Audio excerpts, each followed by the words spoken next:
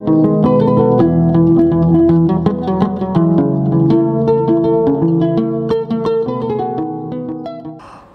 mesdames et messieurs, bonjour. Nous sommes réunis ici ce matin pour l'opportunité pour la paix, la démocratie et la protection des droits humains dans l'espace CEDEAO. Pour ce panel, nous avons 4 personnes, un panéliste et 3 intervenants qui ne sont plus à présenter, tant chacun dans son domaine et dans la région s'est investi pour faire émerger ou renforcer la démocratie et l'état de droit. Monsieur Thierno Diallo, écrivain, dont le nom et l'histoire se mêlent à celle de l'évolution démocratique de la Guinée-Conakry, son pays, qu'il a rejoint en 2012, après des années d'exil, est aussi chroniqueur à ses heures perdues, animateur au journal Le Point Afrique. Monsieur Thierno est donc le panéliste qui va nous entretenir sur le thème entre fragmentation régionale et résilience institutionnelle, défis et opportunités pour la paix, la démocratie et la protection des droits humains dans l'espace CEDEAO. Mais avant de lui céder toute la place pour son intervention, je souhaiterais, si vous permettez, que nous nous levions pour lui faire un banc pour tout ce qu'il a fait pour l'Afrique.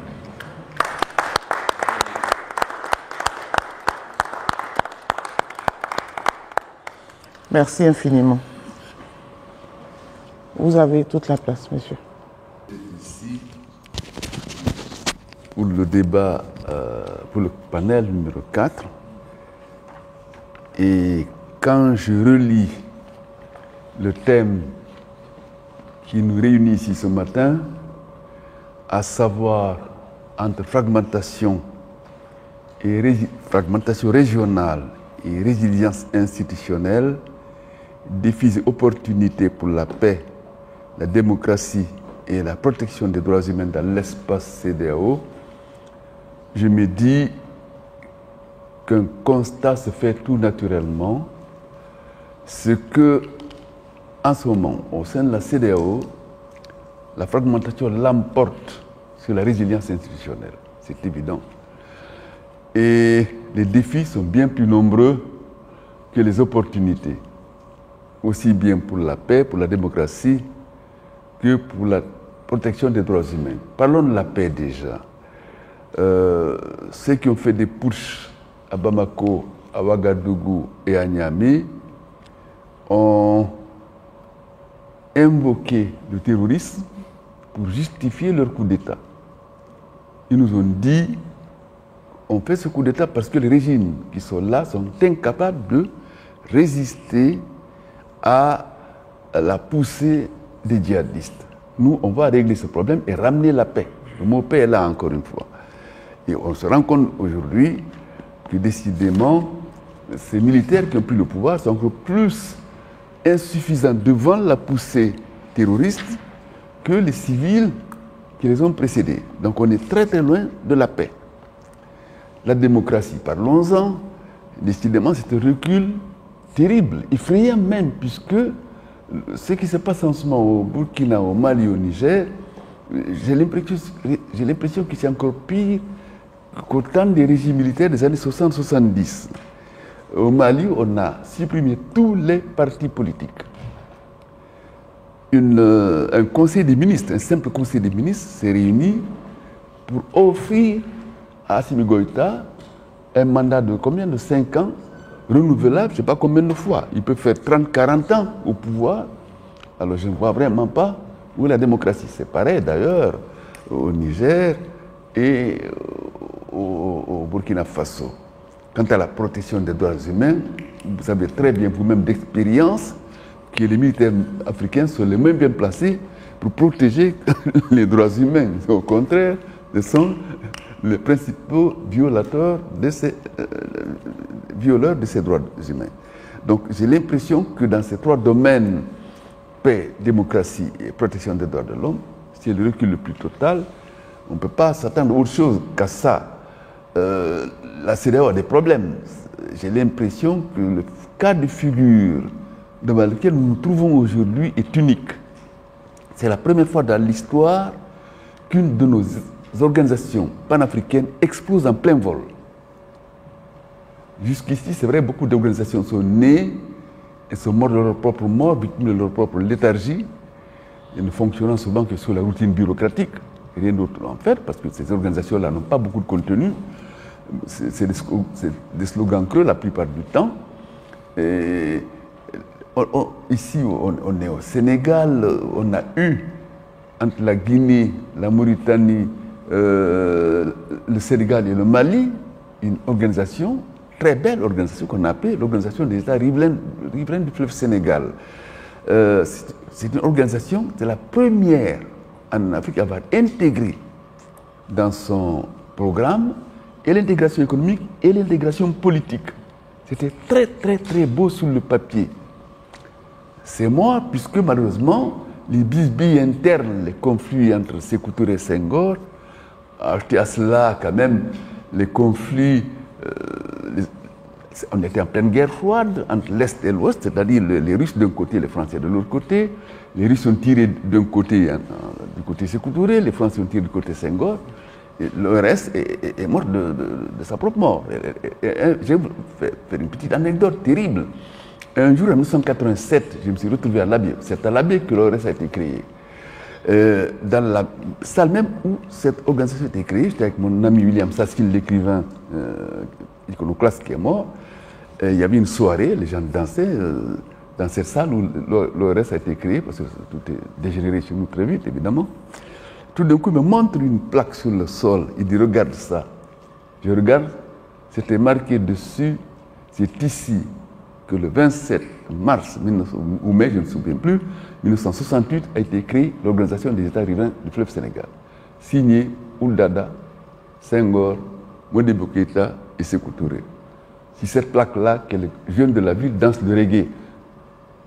C'est pour vous dire ce que c'est que l'unité africaine pour nous. C'est là qu'on danse le reggae, c'est cette plaque-là commémorative. C'est comme on sait piétiner les symboles. Et n'oublions pas une chose africaine, c'est que depuis qu'on parle d'unité africaine, une seule fois, une et unique fois, l'unité africaine s'est réalisée, c'est quand le Tanganyika a fusionné avec le Zimbabwe, avec le Zanzibar, pour donner la Tanzanie. Il n'y en a eu nulle part ailleurs. Partout ailleurs, c'est la fragmentation constante. Et au niveau des organisations panafricaines, et au niveau, même à l'intérieur des États. Aujourd'hui, aucun de nos États ne tient debout réellement. Au moindre truc, c'est l'explosion générale. Les causes sont nombreuses, évidemment, nos propres insuffisances. Insuffisance humaine, le leadership est encore mal acquis en Afrique, partout, à tous les niveaux. Et puis évidemment aussi le jeu pervers des grandes puissances, plus pervers que jamais, surtout dans le contexte d'aujourd'hui où le monde né après la Seconde Guerre mondiale est en train de disparaître, un autre monde est en train de se mettre en place. Et encore une fois, l'enjeu principal, le gâteau à partager, c'est évidemment l'Afrique. On est presque à la veille de nouvelle conférence de Berlin.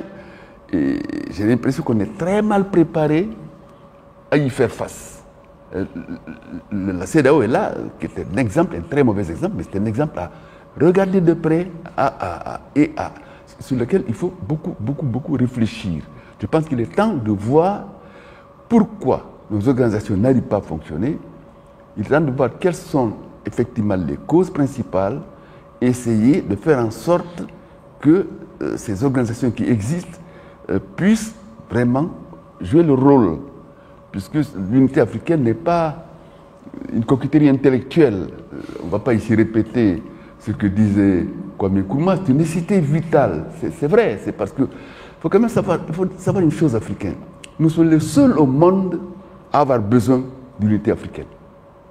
Elle n'est bénéfique que pour nous. Personne d'autre n'en veut. Les Français n'en veulent pas, les Russes n'en veulent pas, les Chinois n'en veulent pas, les Américains n'en veulent pas. Tout le monde nous aime bien tel que nous sommes. Petits, divisés, misérables, payables et corvéables à merci. C'est ainsi qu'on nous veut. On est très bien comme ça pour eux. L'unité africaine ne servira qu'à nous-mêmes. Il faut bien le savoir. Et ça, il faut tirer une leçon de ce qui est en train de se passer aujourd'hui au sein de la CEDEAO. Si cela fait tache d'huile, c'est l'Union africaine elle-même qui risque d'exploser en plein vol elle aussi. Et les questions sont nombreuses là-dessus. on peut se demander si elles ont été vraiment correctement conçues, si les principes qui le gouvernent sont les bons, et surtout voir quel mécanisme mettre en place pour préserver les règles établies et aussi faire en sorte que ces règles ne soient pas à la merci du premier aventurier venu. Parce que violer les règles en Afrique, c'est l'exercice préféré de nos chefs d'État et de nos leaders, de ceux qui dirigent. Dans le cas de la CEDEAO, tout le monde sait très bien que la CEDEAO a été terriblement laxiste de tous les côtés. Du côté d'abord du respect de la Constitution. La CEDEAO a fermé les yeux lorsque les promoteurs du troisième mandat se sont manifestés. Moi, je suis guinéen, je sais que lorsque la CEDEAO, lorsqu'Alpha Condé a voulu se présenter au troisième mandat, la CEDEAO n'a rien dit. Très peu de choses. Elle a fermé les yeux là-dessus. Et si on ne peut pas fermer les yeux sur le coup d'État constitutionnel et les ouvrir sur le coup d'État militaire, ça n'a plus de sens après. Parce que les poursuites de Bamako, de Niamey et de Ouagadougou ont des arguments. Ah, vous avez laissé les Alpha Condé faire ce qu'ils veulent et nous, on fait un coup d'État, vous nous amenez, on se fout, comment ça va? On quitte la CEDEAO. Tout cela est à revoir. Et au cœur de toutes les questions que la situation dramatique de la CEDEAO nous pose aujourd'hui, il y en a une qui, à mon avis, est à la source de tous les problèmes que nous vivons en Afrique, c'est la question institutionnelle. Le principe même de l'institution. Comment penser des institutions correspondant à nos réalités historiques, culturelles et, j'allais même dire, mentales. Parce que malheureusement, jusqu'ici, les Africains se sont contentés du fait du copier-coller institutionnel colonial. On reproduit schématiquement les institutions, les structures institutionnelles de nos anciennes puissances coloniales. On n'a pas regardé sur l'héritage institutionnel africain qui existe. Tous les États africains qui ont eu des institutions, écrites ou pas, mais elles existent. Regardez partout. Ce n'est pas seulement le Kourou-Kamfouga, c'est tout. La charte des chasseurs Bambara, la constitution du Fouta Djallon, qui était écrite, qui a posé le problème de l'alternance au pouvoir en 1727, avant la Révolution française et l'indépendance américaine. L'alternance était écrite. Chaque roi, 2 ans, pas plus. Il y a eu des heurts parfois, mais ça a fonctionné jusqu'au bout. Il n'y a pas eu de pouvoir absolu au Fouta Djallon. Vous ne cherchez pas le nom du roi, vous ne le trouverez pas, c'est le texte qui était puissant. Pour la première fois, c'était un État basé sur des textes. Et le roi s'alternait au pouvoir. Il y a eu des heurts, il y en a eu qui ont voulu garder, comme les Africains aiment beaucoup le pouvoir, une fois qu'ils sont au pouvoir, ils ne veulent pas le lâcher, mais ça a fonctionné à peu près jusqu'à l'arrivée des Européens. Regardez chez les Ashanti, il y avait un royaume très structuré qui fonctionnait sur la base aussi de l'alternance, jusqu'à ce qu'évidemment il y a eu des dérapages. Chez les Shona au Zimbabwe, au Congo, il faut regarder toutes ces institutions héritées de l'histoire africaine pour voir qu'est-ce qu'on peut faire pour les adapter aux réalités modernes et faire en sorte qu'enfin nos institutions fonctionnent en adéquation avec nos réalités d'aujourd'hui. Deuxième règle, il faut quand même mettre enfin en place les mécanismes de protection de ces institutions, faire en sorte qu'elles soient appliquées. Jusqu'ici, nous, Africains, on s'est contenté de prescrire des institutions, un peu comme le médecin prescrit une ordonnance. Il nous faut quand même trouver des mécanismes pour faire en sorte que le malade puisse absorber la potion. Sinon, ça ne marche pas. Si chacun fait de l'institution ce qu'il veut, c'est qu'il n'y a pas d'État, il n'y a pas d'organisation panafricaine. Ce n'est pas possible. On ne peut pas vivre ensemble sans règles de vie précises et inviolables. La première des choses à faire, c'est avant de créer un État, on crée d'abord des règles. C'est ce que l'État a fait à Kourou-Kamfouga. Ils ont appliqué les règles avant de mettre en place l'État. Et nous, les règles sont à la discrétion du chef de l'État. Il fait ce qu'il veut des règles établies. La Constitution, c'est une chemise que l'on porte, qu'on jette, qu'on coud à la dimension de l'homme du jour. Il faut cesser avec cette pratique, elle est néfaste et elle risque à la fin de faire exploser le continent tout entier et de mettre en pièces tous les projets, aussi bien nationaux que panafricains. Je vous remercie.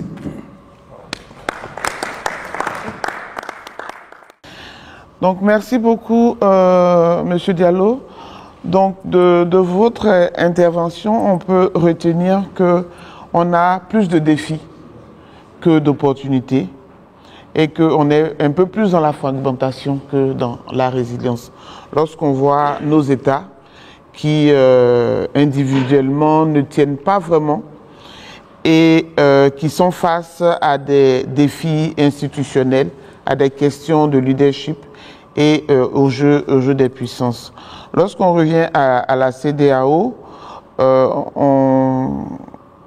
on entend bien que l'institution souffre de laxisme, de beaucoup de laxisme, et que nos choix ne sont pas toujours en accord avec nous-mêmes, c'est-à-dire avec notre culture, avec notre histoire, avec nos héritages institutionnels. Et vous avez cité un certain nombre d'exemples, comme le Fouta Djallon, le royaume Ashanti, etc. Et vous avez parlé de la nécessité pour nos États de revoir un peu les fondements de la CEDEAO et d'appliquer un peu plus les règles dont nous nous sommes nous-mêmes dotés. Vous avez surtout insisté sur le fait que l'Union africaine ou l'Union des Africains ne profite qu'aux Africains. Il n'y a que les Africains qui en ont besoin et nous avons donc intérêt à travailler véritablement dans ce sens-là. Donc, pour résumer, il faut qu'on réfléchisse sérieusement sur pourquoi nos institutions ne marchent pas, quelles sont les causes et quel rôle devraient-elles assumer en vérité. Je m'en vais maintenant vous présenter les intervenants, les prochains. Et je ne peux pas parler de lui sans rappeler une anecdote. Donc, c'était lors d'une rencontre de concertation entre le gouvernement et la société civile. Et chaque ONG déclinait un peu son identité. Donc, on entend « tournons la page ». Feu le Premier ministre alors s'est quasiment irrité. Tournons la page, tournons la page. Tournez quelle page? Tournez quelle page? Eux seulement là, non. Eux seulement, ils ne sont pas dans la concertation ici, là. Ils ne sont pas dedans.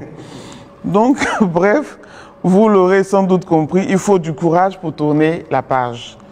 Et ce courage, doublé d'un engagement fort, le docteur David Ekwe Dossé, coordonnateur Tournons la page du Togo, et porte-parole du Front citoyen Togo Debout, qui est notre premier intervenant, en a à revendre. Et d'avoir fait le lien avec la nécessité de tourner la page, je crois que nous avons tous écouté le doyen Tierno qui a démontré qu'il était important, compte tenu de la situation actuelle où, pour certaines raisons, nous avons des pays qui ont opté pour la fragmentation. Il est vraiment important que nous puissions nous investir afin de ramener une nouvelle page à écrire, un autre narratif à écrire pour notre continent et pour notre région. Si je tiens compte des éléments qui se présentent en termes de défis, notamment la paix, la démocratie et les droits humains, je suis totalement en phase vraiment avec la présentation qui nous a été faite, parce que il est évident aujourd'hui que cette séparation de la région, cette fragmentation de la région ne favorise pas la paix, elle ne favorise pas le respect des droits humains, elle ne favorise pas la démocratie. Il est important, face à ces différents challenges, que l'on réfléchisse et que l'on voit ce qu'on peut faire en tant qu'acteur de la société civile. Je vais essentiellement insister peut-être sur deux aspects ou deux concepts. La notion d'État, qui fait donc référence aux institutions, et le deuxième élément sur lequel je vais m'appesantir, ce sera aussi la gouvernance. Je vais commencer par la notion d'État. Je pense que nous n'avons toujours pas réussi véritablement à mettre sur pied des États.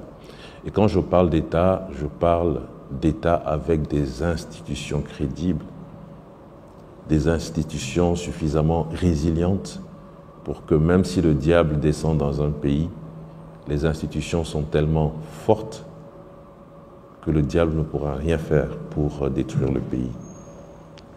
Et cela se voit actuellement aussi bien dans les pays de l'AES, et le doyen a donné des exemples qui sont patents. C'est un conseil des ministres qui décide pour l'ensemble de la nation. Un conseil des ministres décide d'octroyer 5 années supplémentaires à un individu, fût-il chef d'État, sans en référer à la nation. Donc, où se trouvent finalement les institutions. Mais ce délitement des institutions ne se retrouve pas simplement dans les pays dirigés par des militaires, où on peut estimer que pour certaines raisons, on a décidé de mettre sous cloche les institutions. Prenez le cas d'un pays avec un pouvoir civil comme le Togo, même si on peut estimer qu'au Togo c'est un pouvoir militaro-civil.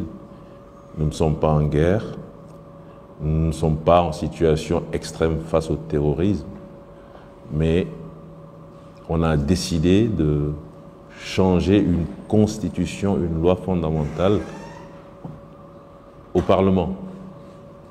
87 personnes ont décidé pour 8 500 000. Les institutions, c'est aussi la justice. Et dans beaucoup de pays, on a le sentiment que l'institution judiciaire est devenue un outil de répression entre les mains de l'exécutif. Donc, autant de situations qui nous amènent à réfléchir sur l'État, la notion d'État. Où en sommes-nous? Quand est-ce que nous serons en mesure véritablement de bâtir des États fondés sur des institutions fortes? Donc ça, c'est vraiment le premier élément de réflexion. Je n'ai pas de réponse, mais je me rends compte que la fragmentation ne favorise vraiment pas la naissance de vrais États avec des institutions fortes. Le deuxième élément sur lequel je voudrais aussi intervenir, c'est la notion de gouvernance. Diriger un pays, c'est gouverner. Et il s'agit de façon simple de se servir des ressources dont dispose le pays pour favoriser l'épanouissement des populations et permettre le développement de la nation. C'est ce que des pays ont fait, et souvent j'aime bien repenser à l'exemple de la Norvège, qui, avant la découverte des ressources pétrolières et gazières, était un pays relativement à la traîne. Mais lorsqu'un pays comme la Norvège a découvert les ressources, nous avons tous vu le bond qualitatif qui a été fait pour la population, pour le développement de la nation. Et je crois qu'aujourd'hui, en termes de richesse, c'est le 3e pays le plus riche par habitant, si on divise la richesse par habitant. Donc ça prouve que lorsqu'on dispose de ressources, on peut arriver à faire avancer le pays. Mais si, à contrario, dans des pays africains, ouest-africains, les ressources sont là, disponibles, et qu'on n'arrive pas à obtenir un tel niveau de développement, une telle avancée, c'est qu'il y a certainement un élément qui manque, qui fait que les ressources sont disponibles, mais qu'on demeure toujours pauvre. C'est là où moi j'inscris la gouvernance. C'est là où j'inscris la malgouvernance, je dirais, le défaut de bonne gouvernance. Et ça me ramène un peu à un travail que l'Union africaine avait réalisé il y a quelques années. Et en parlant de gouvernance, l'Union africaine avait insisté sur 4 piliers. Si mes souvenirs sont bons, c'est d'abord la légitimité. pour pouvoir vraiment gouverner dans le sens des intérêts du peuple, il faut être un pouvoir légitime. C'est-à-dire, vous avez le soutien de la population, vous avez le soutien du peuple, et ensemble, vous donnez les orientations, et le peuple qui se retrouve en vous, vous incarnez vraiment le peuple, accepte et exécute. Donc la légitimité. La deuxième chose, c'est quand même la reddition des comptes. Vous ne pouvez pas être à la tête d'un pays et estimer que vous pouvez faire ce que vous voulez, quand vous voulez, comme vous voulez, et que personne n'est en mesure de vous exiger des comptes. La troisième chose, c'est le respect des libertés fondamentales, le respect de l'état de droit, le respect des droits humains. C'est un élément également très important et qui renforce la légitimité. Parce que si vous foulez aux pieds les droits humains, souvent vous perdez votre légitimité. Et le dernier pilier, ce sont quand même les compétences. Il faut des gens compétents qui puissent intervenir et permettre à la nation d'évoluer. Voilà donc un élément particulièrement important qu'est la gouvernance, qui vient se greffer à la mise en place d'institutions crédibles pour permettre à la nation d'avancer. Donc voilà, je vais m'arrêter là en guise d'introduction, et je pense que dans les débats, on pourra revenir sur et la notion d'État et la notion de gouvernance. Merci. Merci beaucoup. Parler après une éminente personnalité, je dirais un baobab de l'intelligentsia africaine, est un fardeau très difficile pour moi. Donc, on note la persistance des coups d'État au Mali. En 2021, on en a eu 2, 2021, 2022, Burkina Faso, Niger et j'en passe. Des processus électoraux encore contentieux, le cas du Sénégal en 2024, le cas actuel même de la Côte d'Ivoire. Nous notons aussi des difficultés dans la libre circulation donc des personnes et des biens. Et il est aussi noté des crises sécuritaires avec l'expansion des attaques terroristes dans des pays qui jadis ne connaissaient pas du tout le terrorisme. C'est le cas du Bénin, c'est le cas aujourd'hui du Togo également. Nous connaissons le départ de certains pays. Après la Mauritanie en 2000, nous en sommes en 2024 avec le départ du Mali, du Niger, du Burkina Faso, entre autres. Et aussi, ce qui est un peu inquiétant, c'est le soutien populaire des putschistes. On voit que si, supposons, il y a eu une impossibilité d'intervention de la CEDEAO au Niger, c'est parce que, quoi qu'on puisse dire, les militaires ont bénéficié de l'appui, de l'adhésion des populations, notamment les jeunes. Et dans la deuxième partie, la résilience institutionnelle, des mécanismes communautaires robustes, mais contestés. Vous savez, la CEDEAO, quoi qu'on puisse dire, fait partie l'une des organisations sous-régionales les plus avancées, achevées, comparées aux autres. Mais n'empêche, la CEDEAO comporte maintenant des règles qui sont très souvent mises en mal par des États membres. C'est le cas, supposons, je vais aller beaucoup plus vite, malheureusement, de la Cour de justice de la CEDEAO, donc qui est prévue à l'article 26 du protocole de 1991, mais qui donne, en fait, qui permet un accès direct aux citoyens pour la défense de leurs droits humains. Et l'article 15.4 nous dit quoi? Que les arrêts sont obligatoires. D'ailleurs, raison pour laquelle il y a des exemples vraiment salutaires.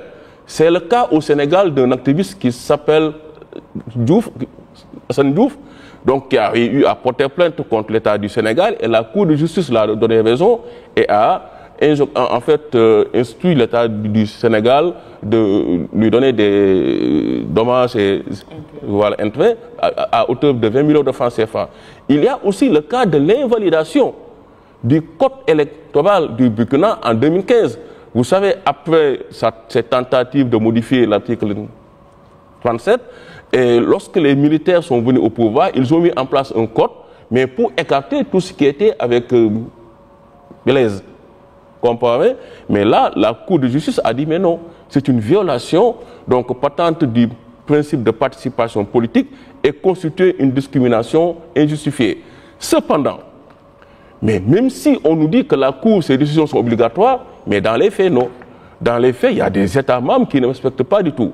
Je vous donne aussi l'exemple du Sénégal par rapport à la non-exécution par le Sénégal de la décision du 31 mars 2022 de la Cour relative à l'abrogation de l'arrêt de Maître Ousmane Ngom qui dit qu'au centre-ville de Dakar, il ne peut y avoir de manifestation. La Cour de justice de la CEDEAO demande à l'État du Sénégal d'abroger cette décision, mais jusque-là, l'État du Sénégal n'a rien fait. Et je peux vous donner aussi plusieurs autres exemples. Par rapport à la libre circulation des personnes et des biens, passeport CEDEAO, carte biométrique, ce sont des avancées majeures. Malheureusement, nous constatons très souvent des difficultés. Je vous donne juste l'exemple de la fermeture de la frontière entre le Nigeria et le Bénin en 2019, où le Nigeria se lève un beau jour et dit que, mais écoutez, je ferme la frontière avec le Bénin, avec des conséquences économiques terribles, majeures sur nous. Et je passe sous silence la fermeture de la frontière entre le Niger et le Bénin aussi.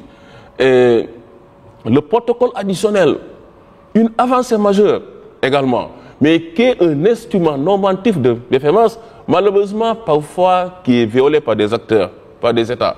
Je vous donne l'exemple encore du Sénégal, où par décret numéro 2023-2152, le président Macky Sall a nommé en novembre 2023 une nouvelle équipe de la Commission électorale nationale autonome en violation de l'article 2 du protocole. Et d'ailleurs, cette décision a été annulée il n'y a pas longtemps, donc le 22 mai 2025, par la Cour suprême du Sénégal pour violation non seulement du code électoral, mais également des engagements internationaux du pays. Pour la troisième partie, repenser la CEDEAO. Défi à surmonter, la CEDEAO des jeunes et filles de son temps, oui. Pour moi, la CEDEAO doit être fille de son temps. Les jeunes font plus de 70% des populations de l'espace. Mais il y a une réticence des jeunesses vis-à-vis de l'organisation. Je ne suis pas forcément de ceux-là qui pensent, comme hier, qu'il y a juste une manipulation. Oui, il y a une manipulation, je suis d'avis. Mais tout de même, il y a une réticence quand même de certains jeunes vis-à-vis de l'organisation. La CEDEAO ferait mieux d'essayer de comprendre le pourquoi et d'essayer d'y apporter des solutions idoines. Donc la CEDEAO, me semble-t-il, n'a pas suivi l'évolution du mindset de sa jeunesse. Donc, ce qu'il faut pour les recommandations, une équité, on l'a si bien dit tout à l'heure, M. Diallo, des sanctions face aux coups d'État militaires et aussi des coups d'État institutionnels. Donc, et de dénoncer les violations graves des règles du jeu électoral et des libertés individuelles et collectives. Mais intégrer la limitation des mandats dans le protocole, ça a été un vœu pieux. Depuis 2014, il y a des chefs d'État qui en ont fait à un moment donné leur combat personnel, mais malheureusement, jusque-là, ce n'est pas le cas. Il y avait des réticences, notamment avec Togo, Fomia Simbe, Macky Sall et le président de la Côte d'Ivoire aussi, mais il me semble que l'heure est venue que ces dispositions soient intégrées dans le protocole. Et mieux, il faut que la CEDEAO développe des mécanismes, mais visant à renforcer le respect de la limitation des mandats. Et enfin, la création d'un fonds, CEDEAO, jeunesse et droits humains, pour les jeunes défenseurs des droits humains. Je ne peux terminer, puisqu'on parle de jeunes, sans parler de la digitalisation. Nous sommes à l'ère de la digitalisation. La CEDEAO doit vraiment s'appuyer sur des influenceurs modèles. Je dis bien modèles, pas n'importe quel influenceur, pas ceux-là qui insultent sur les réseaux, mais des influenceurs modèles pour toucher les cibles jeunes. Et je donne l'exemple de Moustapha Cissé Lo, qui à l'époque, quand il était le président du Parlement, mais il s'appuyait sur un influenceur sénégalais bien connu, pour pouvoir communiquer. Même si à l'époque, il y a des journalistes qui critiquaient cette initiative de Moustapha Cissé Lo, mais pour moi, au moins, ce monsieur a bien compris. Il faut toucher les jeunes. Et comment toucher les jeunes? Il faut passer par ces influenceurs-là. La CEDEAO ferait mieux d'intégrer la digitalisation, de digitaliser toutes ces activités, d'avoir un compte TikTok, d'avoir en fait tout ce que les jeunes aujourd'hui utilisent pour pouvoir toucher véritablement les jeunes. Donc, en conclusion, puisque madame m'a demandé de faire très vite, en 50 ans après sa mise en place, la promesse d'une intégration économique et politique est aujourd'hui menacée. Entre des interrogations politiques, des engagements citoyens et défis sécuritaires, la CEDEAO doit choisir entre le statu quo ou la refondation. Pour rester un acteur incontournable de la paix, de la démocratie et des droits humains, la CEDEAO doit devenir la CEDEAO de sa jeunesse, une CEDEAO porteuse des valeurs de démocratie et de droits humains, et surtout une CEDEAO fille de son temps. Merci de votre aimable attention. Le constat est ici encore quasiment le même. On est face à plus de fragmentation que d'opportunités. Les fragmentations, ce sont les coups d'État, les processus électoraux sous tension, l'expansion du terrorisme, le départ qui commence à faire beaucoup de certains pays. On est quasiment à 4 pays aujourd'hui si on compte ceux de l'AES et de la Mauritanie. On a le soutien populaire le soutien que les populations accordent à des putschs apparemment. Et pour la question de résilience, c'est vrai qu'on dispose d'institutions solides quand on veut parler de la CEDEAO, mais il faut reconnaître que cette robustesse-là est contestée parce que quand on prend par exemple quand on prend le cas de la Cour de justice et quand on prend aussi le cas des passeports, des CENI et même des protocoles additionnels qui ne sont pas respectés véritablement dans leur mise en œuvre. En termes de recommandations, on a fortement insisté sur la digitalisation, sur le fait que la CEDEAO s'adapte à son temps et que la CEDEAO comprenne que l'Afrique est jeune et qu'elle commence donc à se mettre dans cette dynamique-là. Donc, où elle choisit de se rajeunir, si je veux dire ça comme ça, et de s'adapter, ou alors il y a des chances qu'elle périsse, si je veux reprendre le thème de notre conférence. Notre dernier intervenant est M. Thierno Souleymane Diop Niang, si j'ai bien prononcé. Géopolitologue, il est spécialiste des questions étrangères. Il est aussi un homme de médias, donc producteur, chroniqueur à RTS 1. Il est auteur de plusieurs livres, dont le dernier, Sahel, épicentre géopolitique, figure au programme du concours d'entrée à l'Institut national de défense du Sénégal. C'est aussi le directeur général associé de Africa Azerty Group. Il est donc conseil en stratégie. Très cher, vous avez la parole. Merci beaucoup, Madame la Présidente. Alors, tout d'abord, je dois faire comme tout le monde et présenter mes hommages au doyen Thierno Monondembo, que j'ai le plaisir de lire, et surtout que je m'appelle Thierno en plus. C'est un immense plaisir pour moi, mais aussi je salue toutes les personnalités qui sont dans la salle, que j'ai le plaisir de lire ou d'écouter, ou d'entendre et qui sont des guides pour la génération que nous sommes. Et je pense que ça va être très compliqué de prendre la parole à la suite de ces éminentes personnalités qui ont décliné un peu leur vision, en tout cas leur compréhension de ce sujet qui nous réunit ce matin.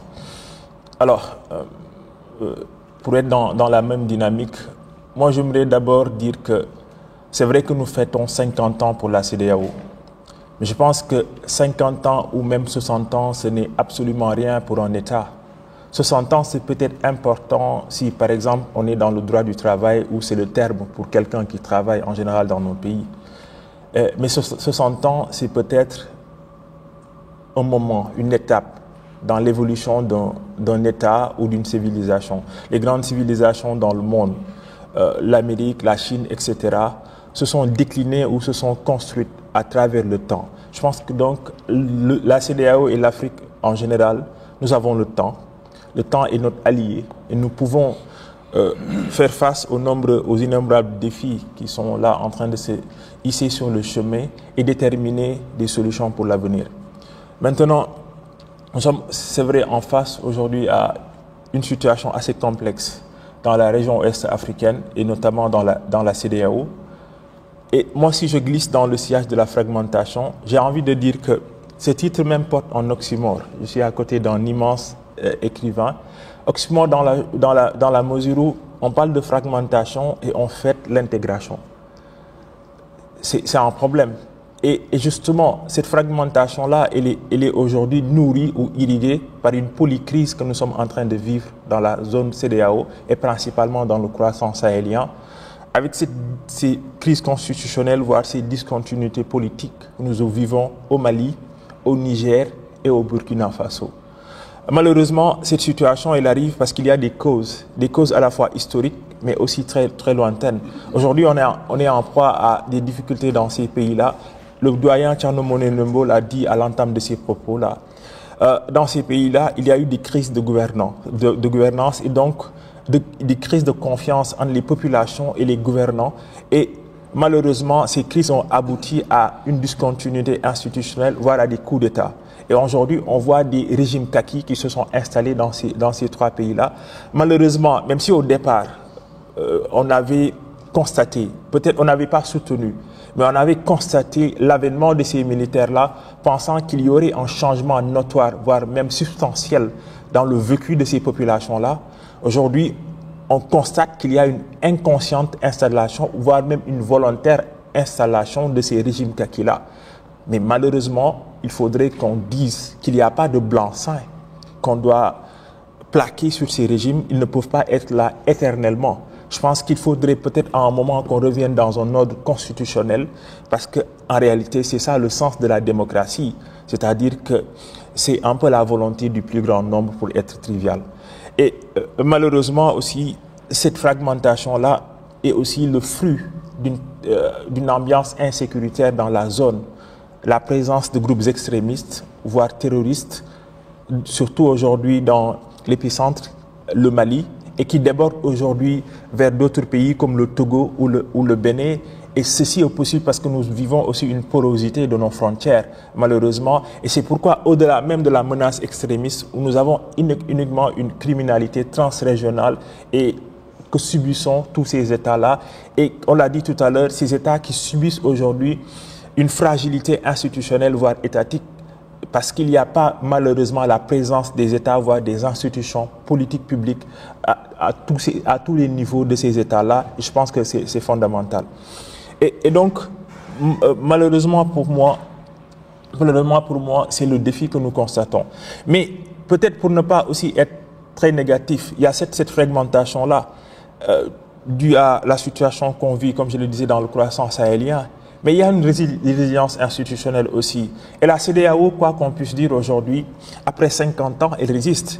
Il y a des institutions qui sont là. Tout à l'heure, le docteur a parlé du protocole additionnel qui encadre aujourd'hui la dynamique, ou en tout cas la trajectoire de la CEDEAO, en tout cas pour ce qu'on peut dire de la démocratie, qui permet d'exciper des sanctions quand il le faut, et ce qui est légal, parce qu'on ne peut pas malheureusement accepter que tout se passe à l'encontre des préceptes ou des accords qui ont été mis en œuvre par les membres de la CEDEAO. C'est vrai aussi qu'il faut qu'on interroge un peu la dynamique de la CEDEAO, parce qu'aujourd'hui, s'il y a le retrait des trois pays de l'AES qui aujourd'hui vise une autre dynamique, c'est parce qu'il y a des problèmes au sein de cette institution-là. Il y a véritablement un duopole entre la conférence des chefs d'État, qui est accusé parfois d'être un syndicat de chefs d'État, et l'animation permanente de la CEDEAO qui est dirigée par une commission, par un président qui malheureusement est dans une position infra-institutionnelle de la conférence des chefs d'État. Ça, c'est un véritable problème. C'est pourquoi aussi, lorsqu'on parle de la démocratie au sein de la CEDEAO, malheureusement, on note une démocratie électorale qu'on n'a pas encore véritablement dépassée dans nos pays-là. Parce que la démocratie, ce n'est pas uniquement une célébration d'instant ou de suffrage. elle va au-delà. Elle va dans une dynamique de prise en charge réelle des aspirations légitimes des populations, voire des attentes de ces populations, surtout lorsqu'elles sont jeunes. La frange majoritaire de la population de la CEDEAO et les jeunes, comme l'ont rappelé les différents intervenants. Et ça, c'est un problème. Mais au-delà de cette démocratie électorale, nous avons malheureusement parfois même des démocraties héréditaires, comme au Togo ou dans d'autres pays. Ça aussi, c'est un problème et qui nécessite un véritable changement de ton ou même de dynamique au sein de la CEDEAO. Alors, cette résidence institutionnelle, comme je le disais, étant, nous amène peut-être à ces défis persistants pour la démocratie et les droits de l'homme. Je pense qu'il faudrait peut-être qu'on arrive véritablement à l'application de ces protocoles, et qu'on arrive peut-être à une tolérance zéro vis-à-vis de ces régimes qui sont en train aujourd'hui de s'installer, comme je le dis, volontairement au pouvoir, parfois à l'encontre même de la volonté des populations qui ont le droit de choisir leurs dirigeants. Et on est en train d'assister à une autre configuration de la politique dans la région ouest africaine. Il y a peut-être aussi, malheureusement, un déficit de redevabilité. On assiste parfois à 40% des résolutions judiciaires de la Cour de justice qui ne sont pas appliquées dans nos États, ce qui est malheureux. Mais aussi, dans un autre ordre d'idée, et pour moi qui est fondamental, c'est que nous sommes aussi aujourd'hui dans une insécurité sociale. Et quand je parle d'insécurité sociale, l'exemple que je peux donner, c'est l'insécurité alimentaire, avec aujourd'hui plus de 25 millions de personnes en crise alimentaire dans l'espace CEDEAO. Ça, c'est malheureux et c'est vraiment ce qu'on est en train de vivre. Peut-être pour terminer avec les opportunités et véritablement ce qu'on est en train de vivre dans la CEDEAO. Pour moi, la principale opportunité que nous avons, c'est l'opportunité démographique et principalement la jeunesse. La CEDEAO et les jeunes, elle va se rajeunir. Et cette jeunesse-là, qui exactement est au diapason des transformations numériques, comme l'a dit le docteur, mais surtout de l'intelligence artificielle aujourd'hui, qui est importante, qui est utile, que nous devons comprendre, appréhender, parce que dans d'autres pays, ils sont en train de travailler, ils sont en train de penser comment utiliser l'intelligence artificielle pour non seulement transformer leurs économies, mais être dans la prospective pour penser comme, ou reprendre un penseur Paloma qui disait qu'il faut espionner l'avenir. Je pense qu'avec l'intelligence artificielle, nous pouvons espionner l'avenir, comprendre les dynamiques politiques, socio-économiques qui arrivent pour la CEDEAO, les anticiper et peut-être en ce moment-là générer des solutions. On a parlé hier et aujourd'hui de la ZALECA, zone de libre-échange, qui dans le principe est intéressant et important. Peut-être qu'il nécessite une configuration en phase avec nos réalités et pas de singer ou un mimétisme de l'OMC qui malheureusement a des limites. Et peut-être, dernier point que je veux aborder, et je conclus par là. Pour moi, la trajectoire de la CEDEAO dépendra de sa capacité à concilier fermeté institutionnelle et flexibilité opérationnelle, tout en restaurant la confiance citoyenne par des résultats tangibles en matière de sécurité humaine et de justice sociale. Merci beaucoup.